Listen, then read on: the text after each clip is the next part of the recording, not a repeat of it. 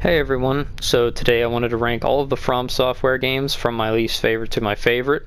We're going to be starting this list off at the bottom with Dark Souls 2. Now there'll be 5 games on this list, all of the Dark Souls games, 1 through 3, and there'll be Bloodborne and SEKIRO. So, like I said, at the bottom here at number 5 is Dark Souls 2. And I don't think this is as bad as a game as people give it. Having replayed it now for the second or third time, it's not terrible. I think its biggest problem is the combat system. At a lot of times, you'll definitely be hitting an enemy and it just won't register the hit. I noticed that on my most recent playthrough, that at times you should be hitting enemies and you really aren't. You have to get up right near them, and that might be just the sword I'm using, but that really shouldn't be the case. I have, you know, how many weapons, but it seems like the long sword that you get really early on, I believe that's what I was using, seems to be probably still the best thing. I'll check it. It's actually the broadsword. It's like the best weapon for most of this game.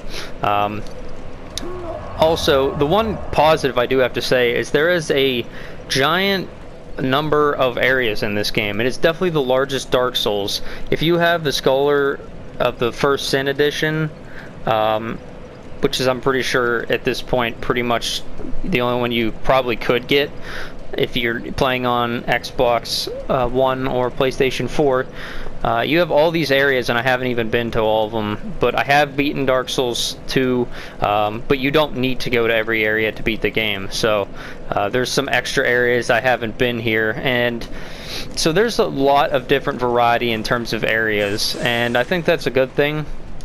But I just really think that where this game has its biggest problems is with the combat, and you can get hit from a distance where you shouldn't be. You could be rolling backwards and way out of the way of getting hit, or at least you should be, and you'll still take the hit. Also, your guy completely has to be standing still to heal, and it's kind of annoying because you have to like run far enough away just to heal, and the bosses or enemies could just run up to you and hit you. Now, it's not a really big deal, but that is a little bit annoying. Also, early on, your main way of healing is through life gems, and they're not like, you don't get them once you use them. It's not like the Estus Flask where every time you rest, you'll get them back. In here, it's more of a, if you find them, you get to use them. So you pretty much early on have to do a lot of farming just to kind of get as many as you can, or you just have to be careful whenever you use your Estus Flasks. You can, early on, though, get a fair amount of, I believe it's Estus Shards in this game that gives you more. I'm not exactly sure. It's been a few months since I played this, but yeah, this game has just a little bit different system than Dark Souls 1 and 3, and I feel like this one kind of is an outlier in the series where every time you play it, it just doesn't feel like it fits as well in the series, whereas Dark Souls 1 feels very different to this game, but also 3 feels like it improves upon a lot, where this game doesn't seem like it improves on a lot from 1 to 2 as much as 2 to 3. It's still not a bad game, but I do have to say it is at the bottom of the list for a reason, and that is why I place it at number 5. So at number 4 on my list is Bloodborne. Now, a lot of people really love this game. I actually found this one to be a little bit disappointing. I was really looking forward to playing it. I bought my PlayStation 4 just to play this game. And now I don't think this is a bad game. I just don't feel as strongly about it as most people.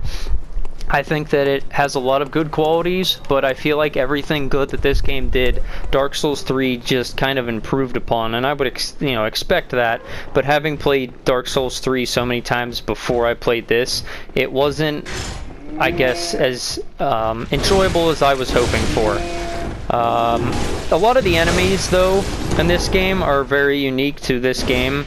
And I think a lot of the DLC bosses are pretty fun to fight, and I think are actually some of the best bosses in this game. The problem I have with this game is a lot of the enemies are very repetitive, and you see them throughout the entire game. And I feel like they wanted to keep the theme of this gothic werewolf, you know, man versus werewolf or hunter versus werewolf feeling. So a lot of the areas are, you know, just reused throughout the entire game, so you get the same few enemies at certain areas over and over, and they might have something different about them, but for the most part they're the same enemies you'll see for the entirety of the game. That's one thing that the other Dark Souls games haven't done as much that this one kind of does do. Now the Dark Souls games do reuse enemies from game to game, but this game you'll often be fighting just enemies with hatchets or axes or something like that for the entirety of it. And because of that, it is a little bit disappointing whenever you go into a new area and all you see is the same guys that you've already fought plenty of times already. And so that is kind of one negative for me. Also, I'm not a big fan of the blood vial system. I kind of wish that they respawned like when you sit at a lamp, but that is because in this game lamps you don't sit at, you light them and then you'll return to the hunter's dream instead of, you know, resting at it like it's a bonfire. Now I've gotten so used to the bonfire in Dark Souls that that's kind of the thing. You know, having played this last, it was a very big challenge for me to get used to this game, and in some ways it was a good challenge, but in a lot of ways at the time that I first played this, I was very just kind of like not interested in getting used to this new system. So a lot of the opinions I have on this game are my own fault. So I can't say I gave this game 100% a fair try, because unlike every other FromSoftware game that I've beaten, I didn't beat this by myself. I just couldn't find the motivation to play the game by myself the whole way through. I just didn't connect with it like I thought I was going to. The story and the atmosphere is great, but something about it just never really got me into it as much as it should have. Which is strange, because I thought I was really going to love this when I, in a lot of ways, felt disappointed.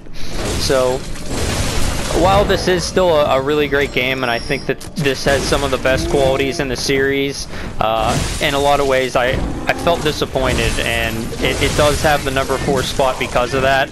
And hopefully with repeat viewings it can move up my list, but I have only beaten it all the way through once, and I never did it by myself. So for now it's going to be at the number 4 spot, and we'll see if it moves up in repeated viewings. So Dark Souls 1 was the game that really got me into these FromSoftware games. I had never heard of Dark Souls until about 2013 or so. I had a friend that told me about it. I went and played it, and I had a lot of fun with it.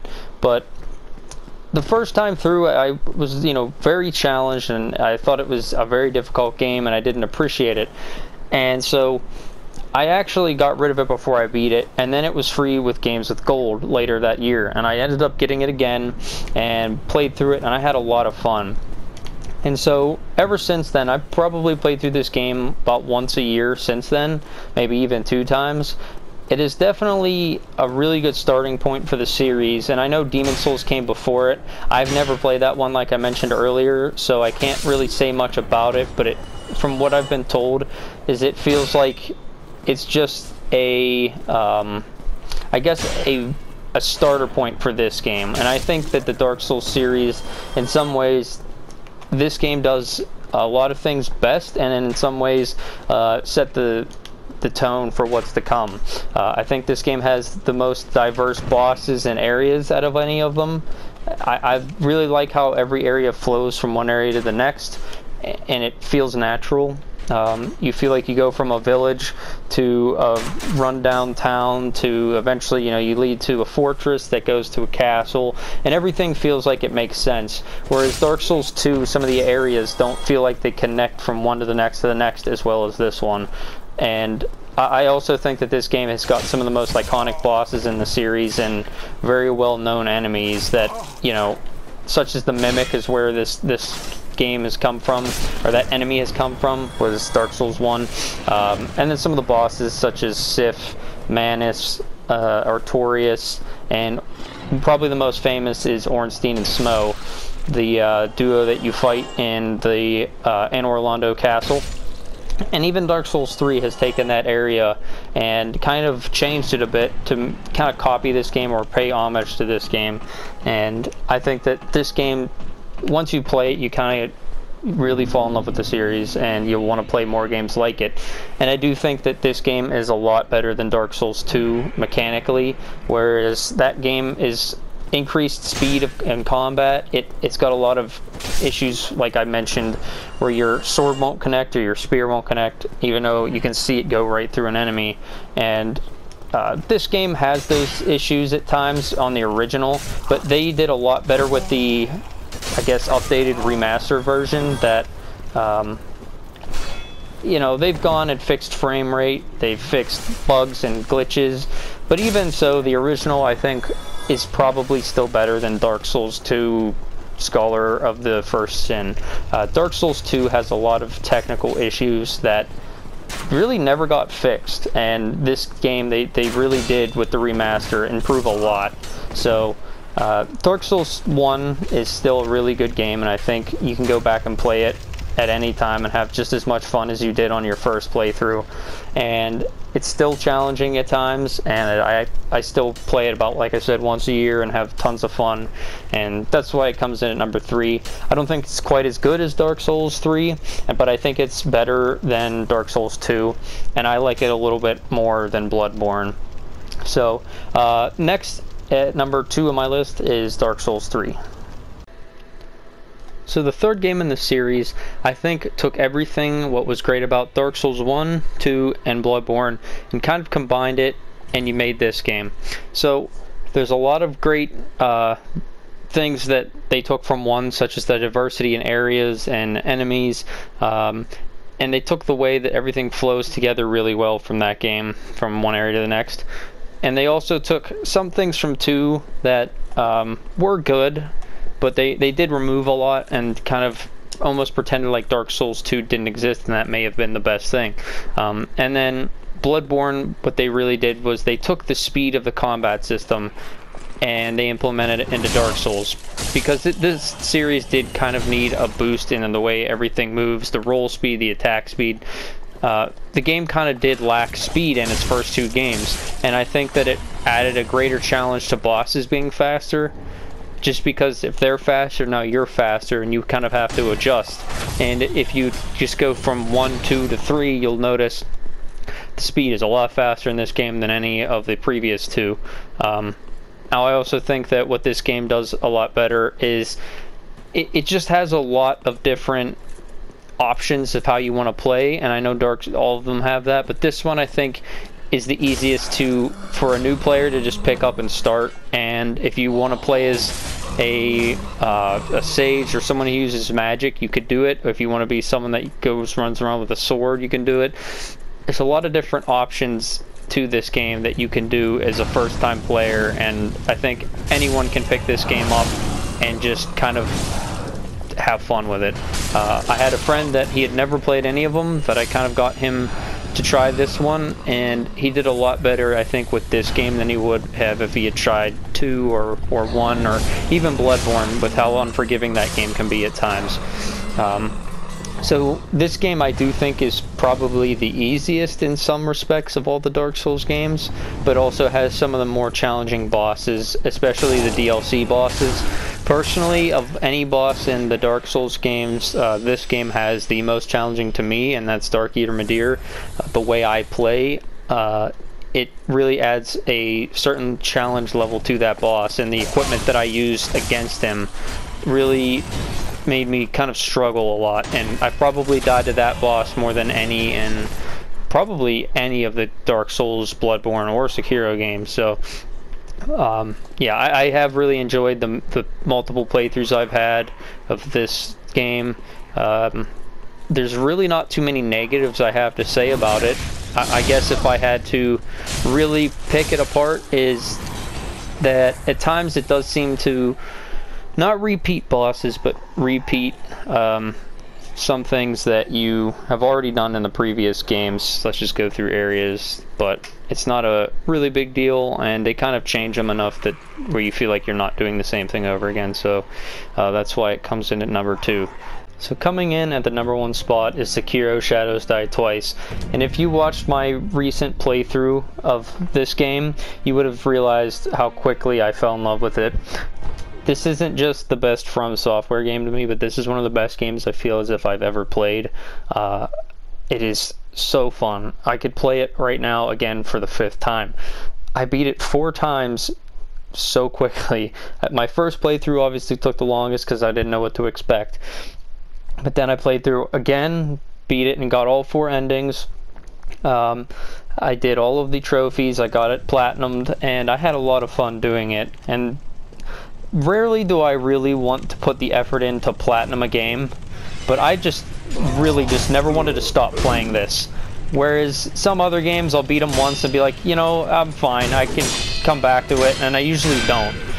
Whereas this game, I never wanted to put it down, and even now, I'm playing it, and I'm having a lot of fun just making this video. So I do think that this game, for me, will never be topped. Maybe it will if they make a game similar to it, or maybe even a sequel, but there's very few things about this game I dislike. I guess if I got into them, the only minor thing is a lot of the enemies are repeated, and a lot of the bosses are similar, so you do face kind of just more difficult versions of enemies you've already fought, but the point of the game is more about the combat system, which is blocking, parrying, deflecting, things like that, I really had fun learning how to do it. And it didn't take me that long to adapt to this system, and I just, from the start, loved it. There was really not much about this game to complain about, like I said, and one extra detail that this game has that none of the other FromSoftware game had is an actual like story that you follow with cutscenes and character depth and things like that. The way the game starts off is you're just basically waiting to die, and you're this just prisoner sitting in a hole, and the people who have captured you don't see you as a threat, and so you basically just get this letter to, you know, escape, and you eventually meet up with one of the main characters in this game, the boy who's the divine heir. And so throughout the game your character changes, he develops, and it's something that no other FromSoftware game has, is a protagonist. It's more of a, you're just a character and you don't really have a name, or you don't have much behind you. All you are is just a vessel. And I mean, that is kind of the point with Dark Souls, is it's not really meant to have a deep story arc or character arc or anything like that, but I really kind of missed that, and this game having it, I really think is something special that I'm very glad that they put in, and I think they did a really great job. The characters that you're supposed to like, I liked. The characters I was supposed to dislike, I did. And the epic showdowns you have where you're going up against other samurai or other, you know, shinobi warriors such as Owl or Ishin are just awesome, and no other game that I've played compares to the sword combat, in my opinion. I haven't played a game that I had this much fun dueling with an enemy. It really felt like two swordsmen having a duel, and whoever was the best one would come out on top. And I just liked that, because it really made you feel like you were a samurai or a shinobi warrior. And yeah, it's definitely a special game to me. I don't think it'll be ever topped, and you know, I would like to hear everyone's opinion. Leave your games list or your rankings in the comments section. Which one was your favorite? Which one's your least favorite? And you know, if you have any ideas for me with a different game ranking or video game ranking, please let me know.